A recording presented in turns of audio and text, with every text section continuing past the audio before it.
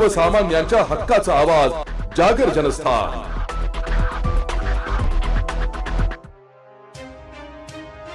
धुळे शहराजवळील नगाव बारी परिसरात अज्ञात व्यक्तीचा मृतदेह आढळून आल्याने खळबळ माजली आहे।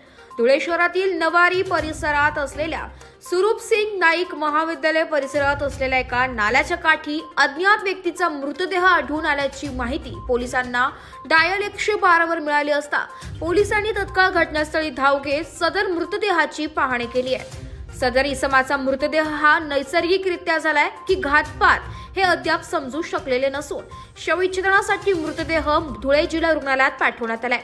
घटनेची माहिती मिळताच नागरिकांनी घटनास्थळी मोठी गर्दी केली होती।